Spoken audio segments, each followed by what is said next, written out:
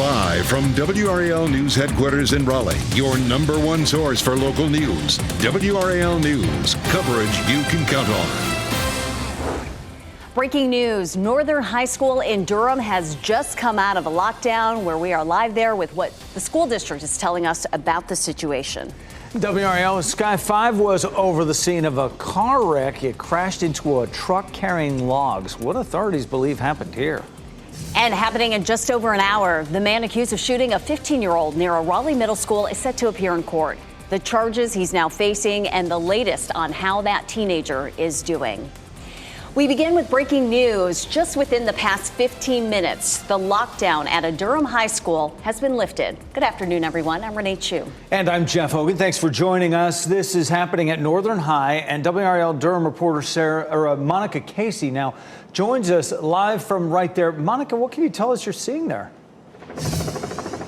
Well, Jeff, Renee, within the last 10 minutes, we heard the loudspeaker outside Northern High School say this lockdown has been lifted. You can see here behind me, there isn't too much activity here anymore. We saw a couple of unmarked police vehicles leave this area within just the last 2 minutes. So not a lot of commotion here right now. We know the school was in lockdown for about at least 20 minutes. We're not sure yet what led to that lockdown. I've been in contact with Durham Public School officials who tell me they are working to learn more about what led to this lockdown, whether it was something inside the school, something in a nearby neighborhood. We are working to gather more information about what led to this, but right now we heard those loudspeakers say this lockdown has been lifted here at Northern High School. Jeff? Monica Casey live at Northern High in Durham. Thank you. A 15-year-old is still in critical condition this morning after being shot near Moore Square Middle School yesterday. The man accused of shooting the teenager, 22-year-old Stephen Stanley, will make his first court appearance in just over an hour. Stanley, we've learned, has an extensive criminal record. He now faces several new charges. Moore Square Middle School will have increased security and extra counselors on hand today to help students process what happened. The school was placed on a code red lockdown for hours after the shooting.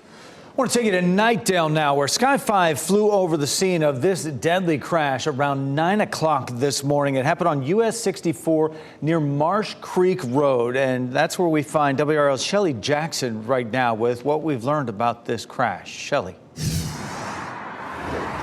Well, Jeff, traffic out of here on US 64 eastbound is flowing again. The scene was cleared and the road opened almost an hour ago. You can still see some wood chips, some glass, some plastic littering the ground. We do have some video taken from Sky 5 earlier this morning. Now, that crash did happen a little bit before 9 o'clock. We're working to confirm some details from State Highway Patrol, but I spoke with a man who said he witnessed the crash. I talked to him just 5 minutes ago. He said it appears that the log truck was parked and the other vehicle had run into the back of it. He said around this time that it happened, the glare was very strong. He noticed that even when he was driving, he had to lower his visor to see the road. He said he pulled over to assist. And the log truck driver, he said, had got out of his truck, went to check the other vehicle, was so disturbed by what he saw, he ran over and gave the witness a hug. Many people have stopped to talk to us about that, saying it was just a very horrific scene, and that person did die from what we understand. So back out here, we are trying to learn more about the name of the person who was killed this morning, as well as details of what happened in this crash. Jeff? All right, Shelley Jackson live in Nightdale for us this noon. Shelley, thank you. At least 7 people were killed, 30 others injured after a massive pileup on a Louisiana highway. Still unclear when the interstate there will reopen to traffic. This accident involves more than 150 vehicles. It happened on I-5 just outside of New Orleans. At least 2 18-wheelers erupted into flames. Video shows the cars and trucks stacked on top of each other. Authorities say a phenomenon they're calling a super fog was a major contributor, created by a combination of dense fog there and smoke from nearby wildfires. We're working to learn the identity of a person whose body was found in a trash receptacle in Durham. Police say someone found the body just after 6 last night on Rosewood Avenue. No word yet on how that person died. Well, temperatures are finally starting to warm up after the coldest morning we've seen so far this season. We could be on our way to record highs by the weekend. Elizabeth Gardner is in the WRAL Severe Weather Center with a look at how quickly we warm up. Yeah, how's that for us? I mean, we had a couple of places that hit 31 this morning, and then we could be in the mid 80s over the weekend for afternoon highs. It looks beautiful. As a matter of fact, I'm seeing a few people in shorts and t-shirts out there in Chapel Hill. Folks are enjoying the sunshine. Our temperatures have climbed into the low to mid 60s now, 63 in Southern Pine, 64 in Durham, 65 degrees in Rocky Mount. Around town today, we'll see highs 73 in Raleigh, 72 in Durham, 74 in Fayetteville. That's pretty close to normal for this time of year. So normal is 71. We climb to 80 on Thursday. Friday and Saturday, temperatures will start to climb on up into the mid 80s. Saturday will be very close to a record high, 85 versus the record of 86. And Sunday, we could break that record, 84. And of course, we're looking at the record being 83 degrees. We're going to talk more about how long this warmth sticks around. Will we see it through Halloween? I'll show you coming up. Elizabeth, thanks. Now to the latest on the Israel-Hamas war. Talks are underway right now to secure the release of more hostages being held by Hamas. That's according to CNN source reporting. They're reporting the U.S. is working with the governments in Qatar and Egypt in communicating with Hamas. This morning, an 85-year-old woman released by Hamas yesterday said she went through hell during captivity. So far, only 4 people have been released. Meanwhile, Israel's defense ministry says the nation is preparing for what he calls a multilateral operation against Hamas, and he says it'll be from the air, ground, and sea. House Republicans are voting behind closed doors to nominate a new speaker. 8 candidates are running. No legislation like policy bills and government funding bills can pass without a House speaker. The Republicans running for speaker will need to get 50% of the votes plus 1 from the GOP conference, or a minimum of 113 votes.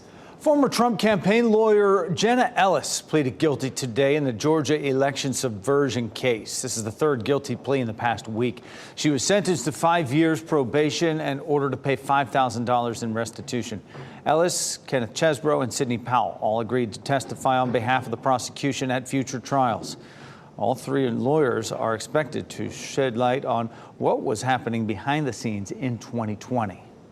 Colorado Springs LGBTQ plus nightclub, where a mass shooting claimed 5 lives last November, will reopen. Club Q now plans to reopen as The Q at a location about 4 miles from the original location.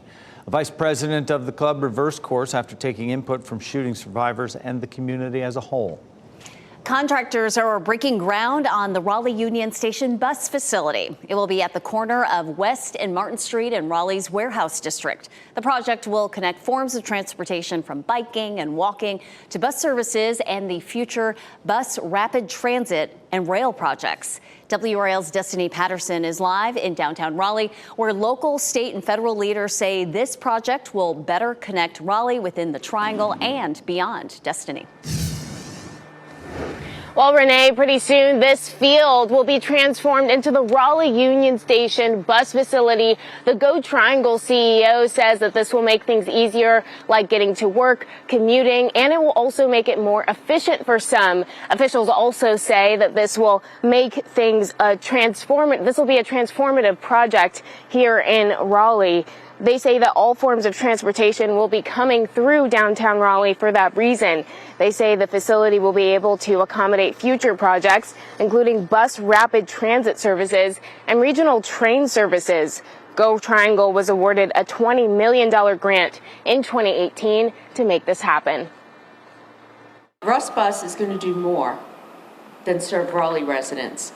With its location next to Raleigh Union Station, it will serve tourists, commuters, and workers who use Amtrak and passenger rail to come to our city. In addition to that, developers also have plans to transform the area around the facility with apartments, a plaza for shopping and dining, plus a private parking garage. They say this is a foundation for the anticipated growth that they're expected to see here in the warehouse district. Now, the bus facility is expected to be finished in mid-2025. That development that I just mentioned around it is expected to be done within the next year or 2 after that. The start of a new chapter in transportation there. Destiny Patterson, live in Raleigh. Next at noon, breakfast was served by the governor in Durham this morning. We'll explain the push to expand access to healthy meals for students. Also, an off-duty airline pilot tries to shut down a plane's engines at cruising altitude. The charges he now faces. Download the new WRAL streaming apps on Roku, Fire TV, Apple TV, and Android TV.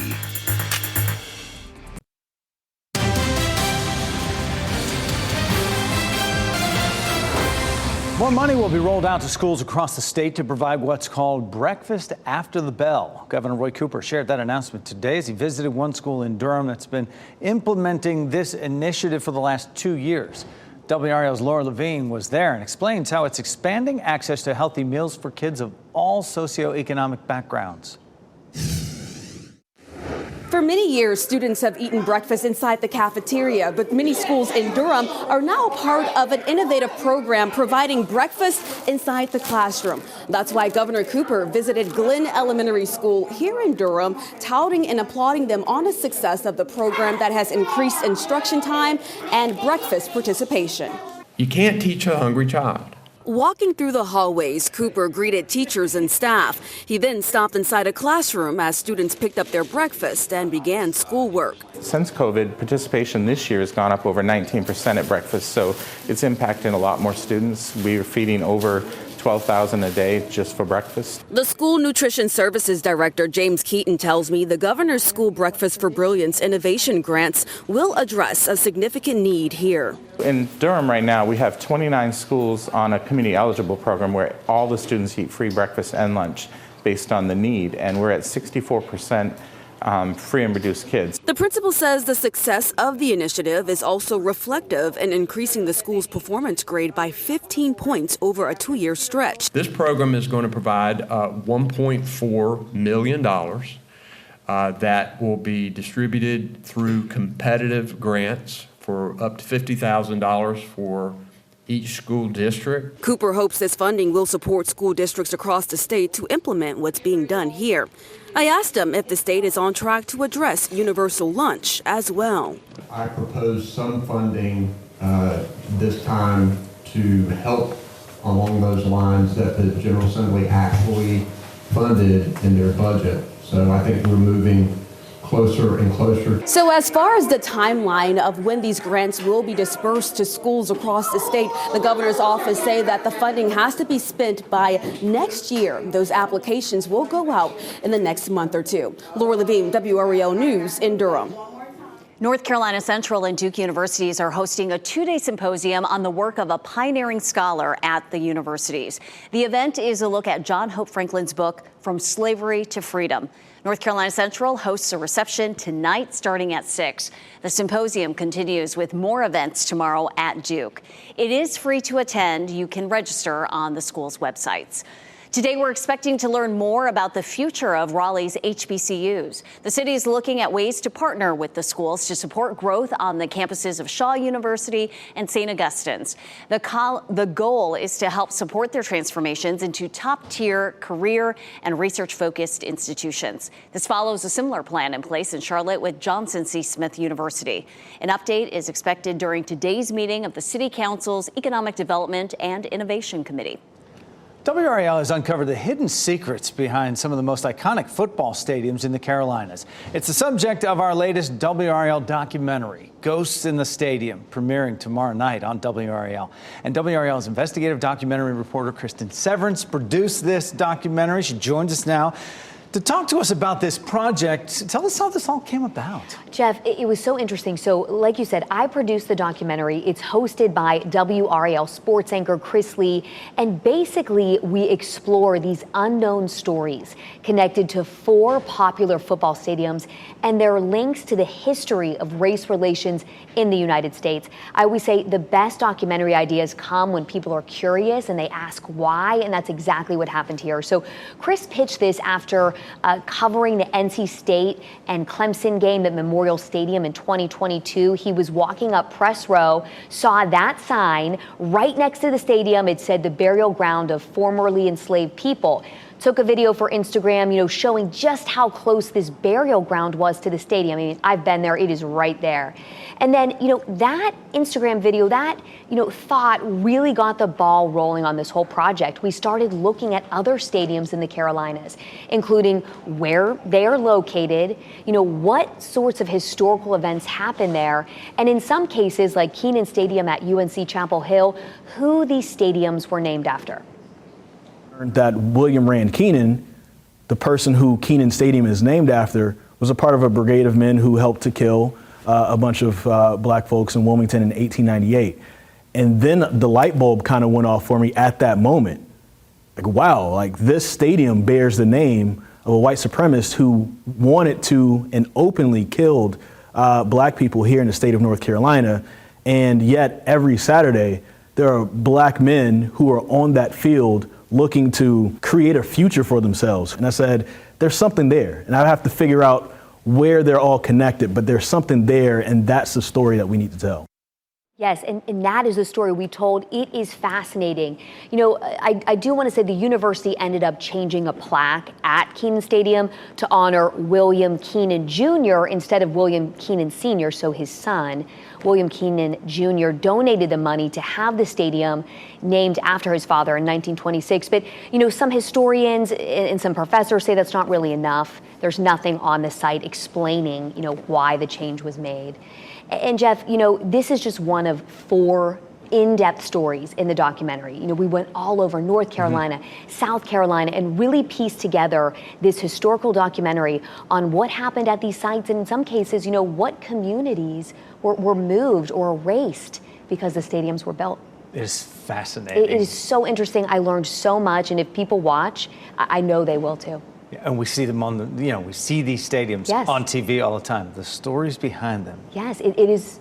I was left speechless at some points. I think a lot of people will be jaw-dropping at this one. Thank you, Kristen, so much for this. You can watch Ghosts in the Stadium tomorrow night, 7:30 on WRAL or on WRAL.com.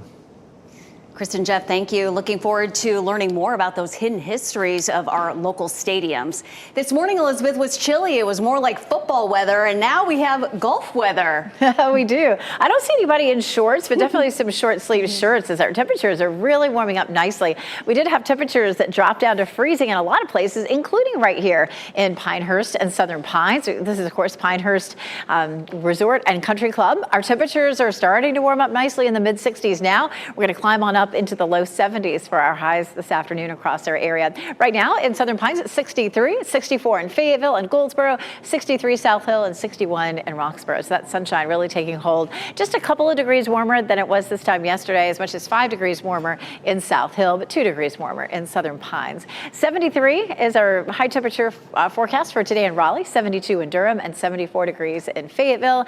Our forecast for tonight, not nearly as cold. As a matter of fact, in some places, temperatures will be 5 to 10 degrees warmer than they were yesterday. Still looking at the chance for 39 in Roxborough. Roxborough dropped down to 32 this morning. 40 in Siler City. Siler City dropped right down to freezing as well. Raleigh at 45. At Raleigh in the Triangle area, we saw 38 degrees for the official low this morning. 43 Lewisburg, 45 in Wilson. We did end up seeing some patchy frost in some places, but the temperatures were not cold enough in a widespread enough area to call that the end of the growing season. So next time our temperatures get down to freezing, at least parts of the viewing area will still go under a frost advisory. We'll see that until we get a good freeze across our area, and then we won't hear about it again until the spring. 41 in Robbins tonight, 41 in Sanford, 47 in Fayetteville. We tend to see these coldest temperatures of the day between 7 and 8 o'clock in the morning this time of year. We take a look at the cool air that's been sitting over us for the last few days, and it's very warm back to the west. And we're going to see finally that cool air moving out and the warmer than normal temperatures taking over in a big way for us. We talked about at the beginning of the newscast that we're going to end up seeing temperatures well above normal. Our normal low is 47. We jumped to 57 by Saturday and 59 on Sunday, so our morning temperatures will be warmer. Our normal high is 71. We'll be a little above that today, and then well above it Thursday, Friday, Saturday, Sunday, at least into Monday. We talked about our potential records. We're not likely to set a record on Friday. 82 is our forecast. 87 was the record, but 85 on Saturday versus 86. We're only going to be a degree from it. And of course, we could break that record on Sunday with a high of 84 versus the record of 83. Let's talk about what happens after that. Over the weekend, big area of high pressure. It's going to be nice and warm for us, but we're going to see a front that's been stalled back to our west starting to move in. This is Tuesday morning at 8 a.m. We're focusing on Tuesday because, you know, it's Halloween, and there is a chance that we could see a few showers for Halloween evening around trick-or-treat forecast time. We'll call it a slight chance right now. The timing of that front could be either faster or slower than what we're seeing right now because it's a full week away. Temperatures should be mild in the 60s at trick-or-treat time, but again, we have a lot of time between now and then to check it out. In the meantime, it's not really going to be feeling as much like mid to late fall. Looking at very warm temperatures through the weekend. We also still have a system or two in the tropics. We're going to take a look at where Tammy is headed coming up. From winter this morning to summer this weekend. Wow. Yeah, it's amazing. We are just 8 months from the return of the U.S. Open to Pinehurst, and the preparations are getting underway. Another live look at the course right now. Coming up today at 5, Gilbert Bays goes behind the scenes of what setup looks like for the 124th U.S. Open Championship. Then tonight at 6, a massive advancement in the removal of dangerous chemicals in our water sources. Climate reporter Liz McLaughlin explains how the process works and the heart-wrenching loss that led the founder to create the water purification system. And still ahead this noon, Panera is at the center of a lawsuit surrounding its lemonade. Why one family claims the caffeinated drink could be deadly.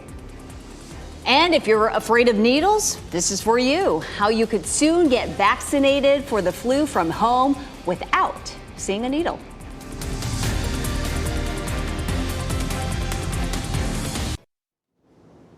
You can blame it on the weather. The price of chocolate may be on the rise. And the UAW expands its strike to another auto plant.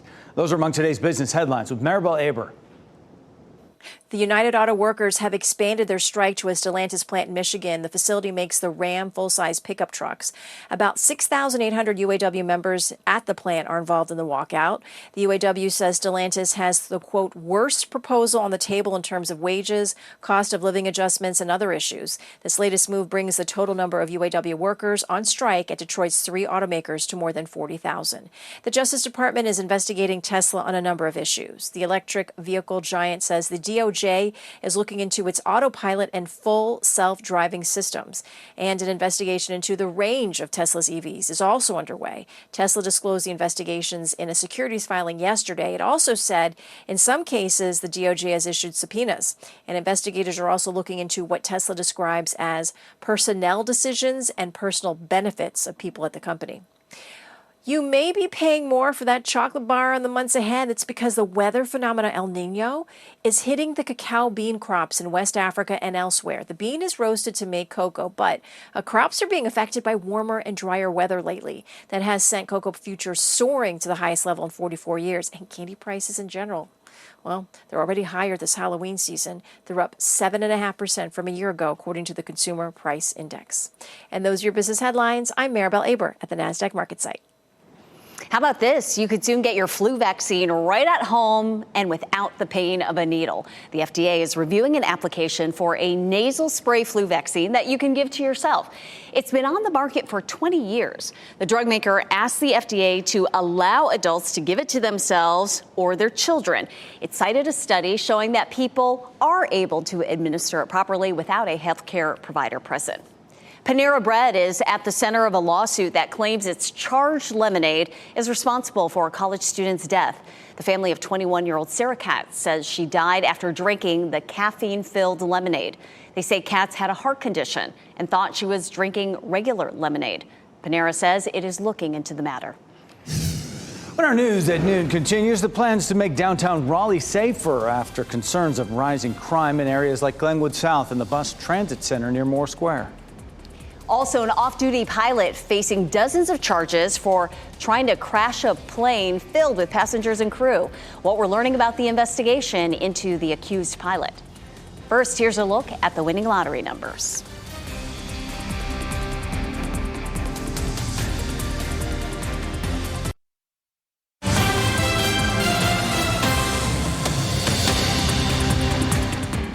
happening right now in the WRAL Live Center. We're following some breaking news out of Washington. The House GOP has just selected Representative Tom Emmer of Minnesota as the new Speaker nominee. I want to show you Tom here. This is his picture. This all comes after GOP members conducted a multi-round secret ballot voting session this morning. He defeated a panel of 7 other fellow Republicans to earn this nomination. However, it does remain to be seen if he will have enough votes on the House floor to get the gavel. This weekend, Emmer said in a letter to his colleagues that he was seeking the speakership with the goal of delivering historic change. Improving safety in downtown Raleigh is the focus of a meeting going on right now with city leaders. All of this is in response to an increase in crime in and around the transit center, and just a day after a 15-year-old was shot near Moore Square Magnet Middle School. WRAL's Matt Tallhelm tells us what city leaders are considering. City Council's Safe, Vibrant, and Healthy Community Committee is meeting inside here right now. This is the continuation of a discussion that started about a month ago after 2 murders near the downtown transit station and Moore Square, and the attack that killed a restaurant manager in Glenwood South. During that meeting in September, city councilors heard some passionate pleas from business owners who described aggressive panhandling and threats made against their employees. They also heard some recommendations from the Downtown Raleigh Alliance and the city's police chief. Some of those safety improvements they're considering include hiring private security to patrol around the transit center right across from Moore Square. We're told those could start as soon as the end of this month. Raleigh police also plan to expand their transit unit and the unit that patrols Glenwood South. The Downtown Raleigh Alliance is also creating a security camera network that allows police to quickly tap into private cameras of businesses that opt in. The committee is getting this update and can make any recommendations to the full council about some solutions to improve safety in downtown. We're going to step back inside that meeting and we'll bring you any updates here on WRAL starting at 5. Matt Tallhelm, WRAL News, Raleigh. The Colorado Springs LGBTQ plus nightclub where a mass shooting claimed 5 lives last November will reopen. Club Q now plans to reopen as The Q at a location about 4 miles from the original location. At least 7 people were killed, 30 others injured after a massive pileup on a Louisiana highway. It is still unclear when the interstate will open to traffic. That accident involved more than 150 vehicles. It happened on I-5, a stretch of highway just outside of New Orleans. At least 2 18-wheelers erupted into flames. Video shows the cars and trucks just stacked up on top of each other. Authorities are calling it a phenomenon called super fog. It was a major contributor created by the combination of dense fog and smoke from nearby wildfires. A Bay Area pilot is charged with 83 counts of attempted murder after allegedly trying to turn off a plane's engines as it was headed towards San Francisco. No one was hurt, and the plane did land safely. Stephanie McGowan reports the FAA and FBI says this security breach was not connected to current world events.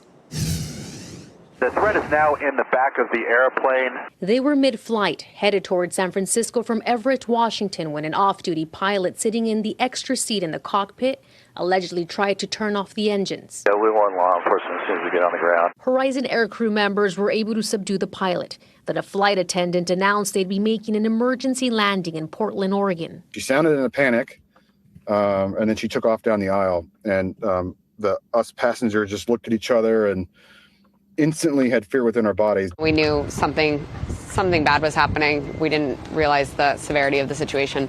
Passengers described the following moments as surreal. The plane started going down fast, making several sharp turns. Then they say the cockpit opened and a man walked out without an escort. He ended up in zip ties in the back of the plane, which I noticed. Your mind can't help but assume that something larger, like what we're reading about in the news, is happening. Once in Oregon, they say officers escorted the man out and were told he had a mental breakdown. But it wasn't until this morning that passengers realized the man they saw was 44-year-old Joseph Emerson, the Pleasant Hill pilot now facing 83 counts of attempted murder. You're on that plane, you're scared to death. You wake up the next morning and you see one of their own was allowed to walk past you unattended. You get angry thinking about that. In a statement, Alaska Airlines, which owns Horizon Air, says engine power was never lost and crews were able to secure the plane without incident. Those who have known Emerson say this doesn't make sense. I thought that couldn't be the Joe the next door, just by his demeanor, how he treats the kids, the family, no indications of anything wrong. Unbelievably scary and surreal. That was Stephanie McGowan reporting. Alaska Airlines, by the way, is refunding all passengers the cost of their flight. As a kid, you may have been told you're allergic to penicillin, but it may not be an allergy at all. Why doctors are encouraging people to get tested again. And medics at the Browns versus Colts game weren't just ready to treat players on the field. How they helped with a special delivery when a fan went into labor during the game. If you see news happening or you'd like to share a story idea with us, click Report It in the WRAL News app.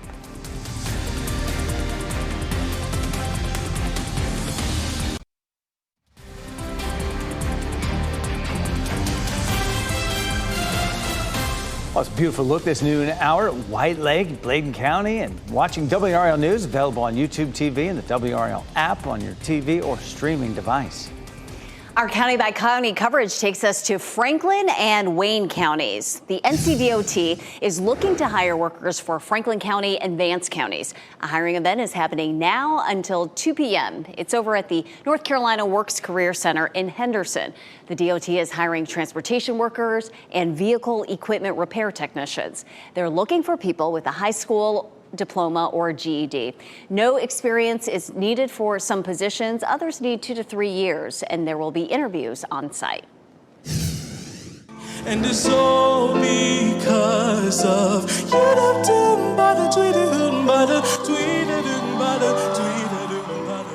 a Goldsboro native will be trying to wow the judges again tonight on The Voice. UNC Pembroke grad Caleb Sasser earned a 4-chair turn with his performance of Another Sad Love Song during the blind auditions. And that secured a spot on Team Legend. You can catch his return to the stage tonight at 8, right here on WRAL. In less than an hour, Attorney General Josh Stein is expected to announce new efforts to keep your kids safe when they're online. Stein is in Charlotte, where he will outline a new safety initiative that's happening at 1:45 this afternoon. You can watch that announcement on the Facebook page of the State Department of Justice.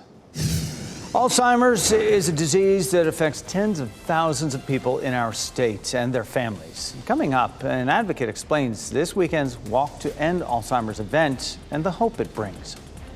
Plus, if you were ever told you're allergic to penicillin, you might not actually be. Why the allergy is more rare than you think.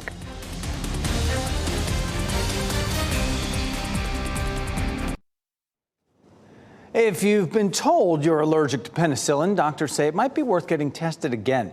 Research shows a majority of people who were told at some point they are allergic actually are not. Often a person is told in childhood they're allergic to penicillin and is never evaluated again.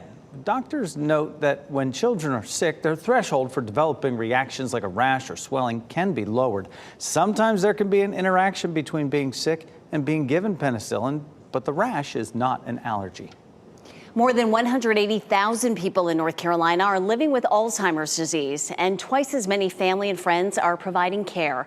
A global organization is working hard to provide support and funding for research. This weekend, the Alzheimer's Association will host a Walk to End Alzheimer's in Fayetteville, and WRAL is a proud community partner. Joining us now to talk about this fundraiser is Jay Reinstein, who is living with Alzheimer's. Jay, thank you so much for joining us. And before your diagnosis, thank you so much for letting me be here. You enjoyed a 25-year career in local government. Share with us what that was like to get that diagnosis and how it led you to become a volunteer with the Alzheimer's Association. Yeah, well, I love being a public servant, and my last 6 years was the assistant city manager in Fayetteville, and I started realizing that I was having some difficulty processing information and just really keeping up. And when I got the diagnosis, which was, devastating and a real punch in the gut, I felt like I needed some purpose. And it just so happened a friend of mine told me about the Walk to End Alzheimer's. That was about 4.5 years ago. I've been involved ever since. My Jaywalkers team, which will unveil the newest shirt this Saturday, we've raised over $160,000 so far. So it's been something that's near and dear to me. And, with the hope really that we're getting closer to those additional treatments and a cure. Jay, I love the name of your team, Jaywalkers. That's creative. Yeah. Talk about how the money raised helps local chapters of the Alzheimer's Association. How's that money used? Absolutely. It's used for programming, research. Really, it gets down into some of the grassroots stuff that the Alzheimer's Association does. But most importantly, it's also that advocacy piece and that awareness and education piece. And again, it's letting people know about not only the disease, but what you can do to help folks, not only just raising money, but to provide that support that so many folks need within our community and around the country. And Jay, in the video that we're showing folks of past walks to end Alzheimer's, people are holding these flowers. Talk about the Promise Garden ceremony and the significance of these flowers. Sure, it's actually a really moving ceremony. There's some different color flowers. The blue flower is the one I hold every year, and that's really for a person living with Alzheimer's. The purple flower that you'll see is for a person that has or they've lost someone with the disease. The yellow flower is someone that is either a caregiver or is working with someone that has Alzheimer's. And finally, the orange flower is just someone that really supports the cause of Alzheimer's and raising awareness and education. It's a very powerful moment, and you'll see flowers everywhere at the walk, especially this Saturday in Fayetteville.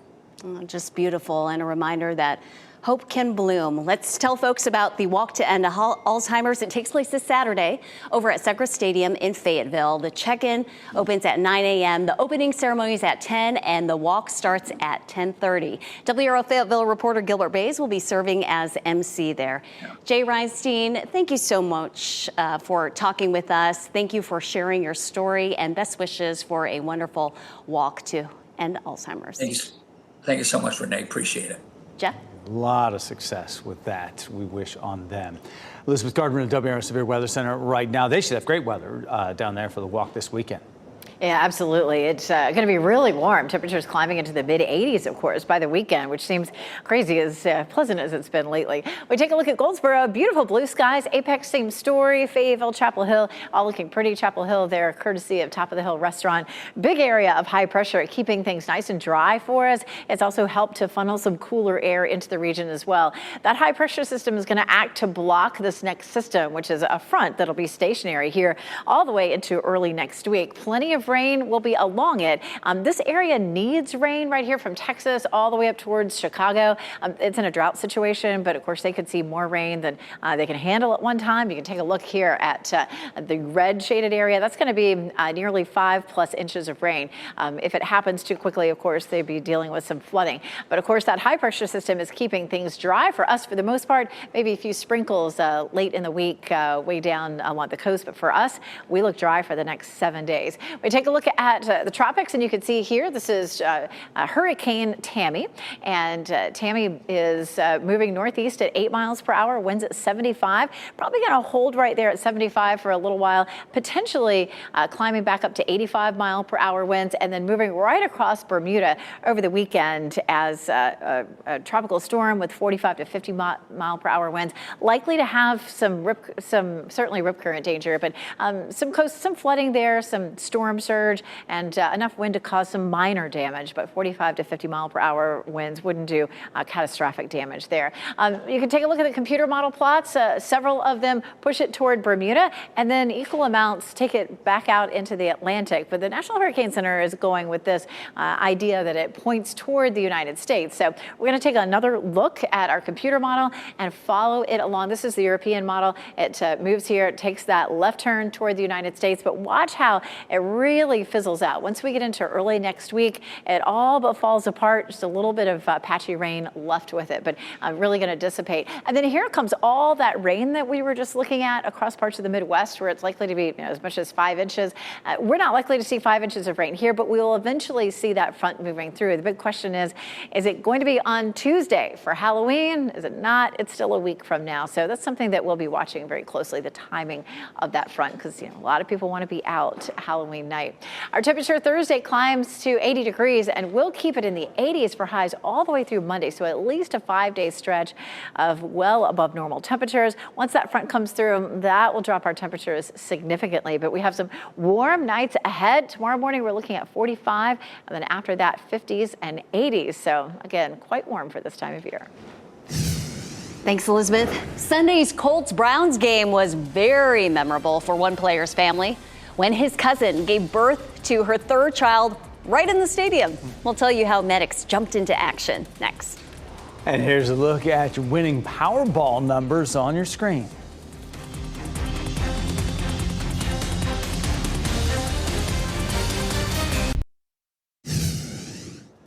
We wrap things up with a look at a few of the headlines we're following for you today. In the last hour, Northern High School in Durham lifted its lockdown. The school district tells WRAL someone made a threat to the school. It's not clear what the threat was or how it was communicated. The school was under lockdown for about 50 minutes. A 15-year-old is still in critical condition after being shot near Moore Square Middle School in Raleigh yesterday. The man accused of shooting the teen, 22-year-old Stephen Stanley, will make his first court appearance in under an hour. Stanley has an extensive criminal record. He now faces several new charges. We're working to learn more about what happened after a car crashed into a truck carrying logs. It happened on US 64 Business East, right near EBC Village Way. WRAL Sky 5 was over that scene around 10 o'clock this morning as authorities investigated. It's in the Knightdale area there. The road has reopened since, and Highway Patrol has not released the identity of anyone involved in that crash. If you have trouble keeping up with all your different passwords, Amazon hopes to make your life a little easier. The company is rolling out passwordless logins for users. You'll be able to access your account by using a PIN, your face, or fingerprint to unlock your devices. Amazon says this is an easier and safer way to sign in. It's already available on browsers and will soon be available on Android and iOS apps. There's a special delivery at the Indianapolis Colts game Sunday. Tylen Jones was at the game between the Colts and the Cleveland Browns. She went to watch her cousin, NFL wide receiver David Bell, play for the Browns. And the delivery came when Jones went into labor right at the game. The medics there on site helped deliver the baby at Lucas Oil Stadium. It's Jones' third child, and she said she is thankful for the medics and is still overwhelmed about everything. I had to talk with her and I told her she could not come on this day.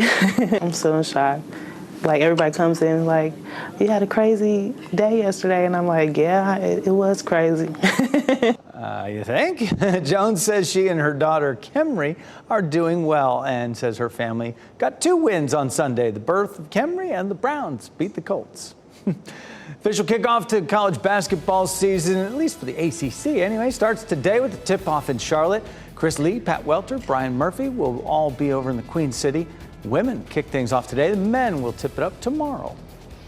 Our pet of the day comes to us from Tri-Beagles. Pete is a 6-7-year-old beagle boy looking for a home to call his own. He gets along great with other dogs, cats, and kids.